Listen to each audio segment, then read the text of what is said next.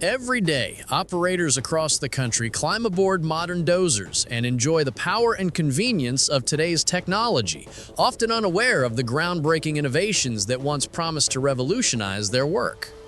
From ambitious engine designs that faltered in the field to futuristic concepts that were a nightmare to maintain, these innovations captivated the industry but failed to stand the test of time. But how can a seemingly brilliant idea turn into a forgotten relic that costs owners a fortune? Join us as we explore the dozer innovations that did not stand the test of time. Number 4. The Elevated Sprocket High Drive. The rough beginning. Hold on, I know what you're thinking. The high drive is one of the most successful and iconic designs in bulldozer history.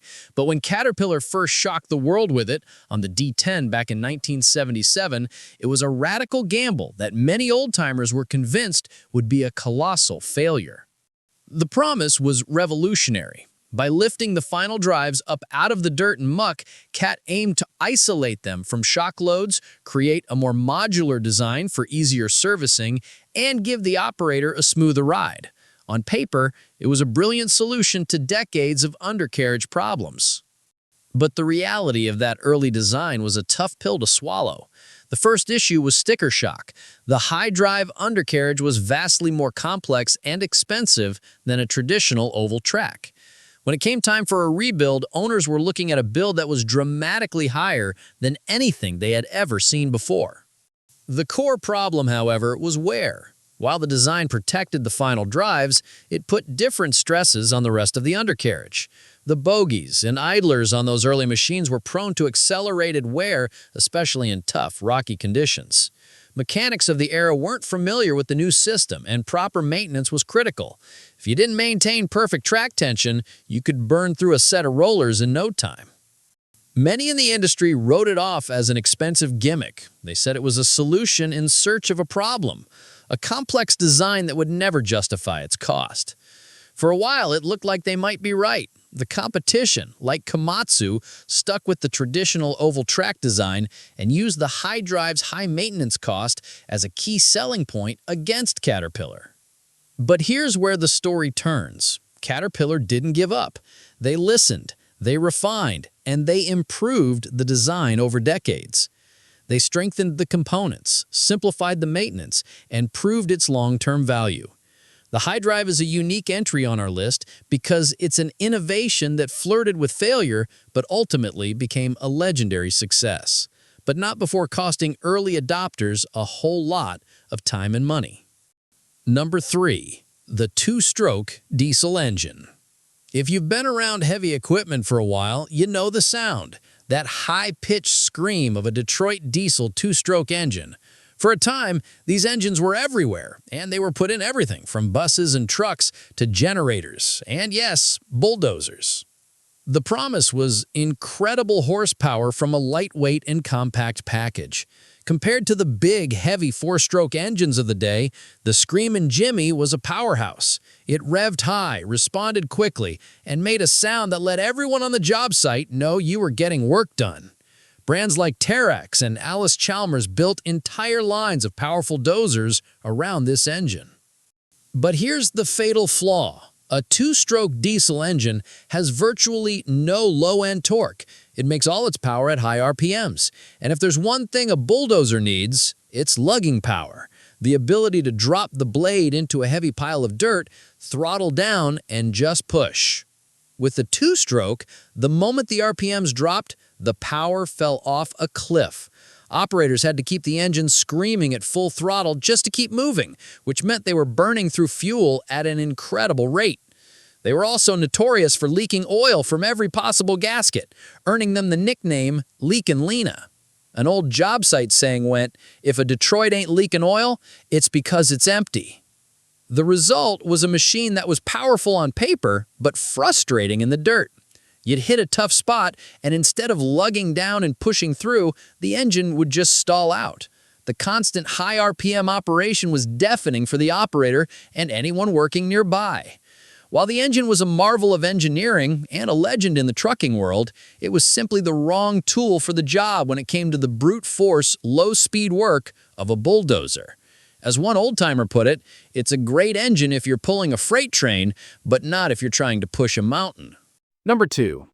The Euclid TC-12/Terex 8280. The Euclid TC-12. There has never been another dozer quite like this one. In the 1950s, in the golden age of American engineering muscle, Euclid decided to build the undisputed king of all bulldozers. Their idea was simple. If one engine is good, two must be better. The result was the TC-12. It wasn't just a dozer, it was two dozers bolted together. It had two separate engines, each driving its own track through its own transmission. With a combined horsepower of over 400 horsepower, it was the most powerful production dozer in the world, a title it held for years. It was an absolute monster designed to move massive amounts of earth with unstoppable force. The promise was ultimate power. It could push load scrapers faster than any other machine and rip through rock that would stop a smaller dozer in its tracks. But its brilliant, ambitious design was also its fatal flaw. The TC-12 was a maintenance nightmare of biblical proportions. Double the engines, double the transmissions, and double the final drives meant double the things to go wrong. And because the two halves were mirrored, mechanics had to learn two different systems. The engines were crammed together in the middle, making even simple repairs a knuckle-busting, day-long ordeal. Its sheer weight and power were also a problem. It was so heavy that if you got it stuck in the mud, you often needed another TC-12 just to pull it out. The independent drive for each track, while great for turning, could also be dangerous. If an operator wasn't careful, the machine could literally pivot in place and tear itself apart. It was an engineering marvel, but it was just too much machine for the real world. The operating costs were astronomical, and the downtime for repairs was crippling. Euclid, which later became Terex, eventually abandoned the twin-engine design, opting for more conventional and profitable single-engine models. The TC-12 remains a legend, a magnificent beast that proved that sometimes there is such a thing as too much power. Number 1. The John Deere 450 with high-low reverse. And here it is, the number 1 worst dozer innovation you could possibly buy. This is the machine that perfectly fits our cautionary tale. It was an innovation sold with a promise so tempting it lured in buyers from across the country, only to become a financial disaster for countless small contractors and farmers. We're talking about the early John Deere 450 with the infamous high-low reverse transmission. In the mid-1960s, John Deere introduced what they marketed as a revolution, a small, affordable dozer that you could operate without a clutch. The high-low reverse was one of the first power-shift-style transmissions in a dozer of this size. For the operator who had spent years wrestling with a clutch lever and a manual gearbox, this was a dream come true. You could shift from forward to reverse with just the flick of a lever. It promised to make grading faster, easier, and less fatiguing. It was a brilliant idea wrapped around a catastrophically unreliable piece of machinery. The fatal flaw was the transmission itself. It was a complex system of hydraulic clutch packs that was, to put it mildly, not ready for prime time. The technology was delicate and unproven. The clutch packs would wear out prematurely, and the hydraulic seals were prone to blowing out, causing a total loss of movement. Worse still, mechanics in that era had never seen anything like it. They were used to simple, robust, gear-driven transmissions. When a high-low reverse failed, local mechanics were often stumped. The repairs were incredibly complex and required specialized tools. And the cost. The cost was the real killer.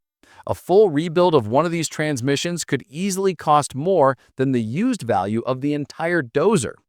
Stories are legendary among old-timers of buying a used 450 for a few $1,000s, only to be hit with a $5,000 repair bill a few months later. It turned a useful piece of equipment into a boat anchor overnight. It was a machine that bankrupted more than a few good men. The John Deere 450 eventually became a solid, reliable dozer after Deere abandoned the early high-low reverse design for more robust systems. But for those who bought into that initial promise, it became the ultimate money pit. It stands as a powerful reminder that in the world of heavy equipment, cutting-edge technology without proven reliability is a recipe for disaster.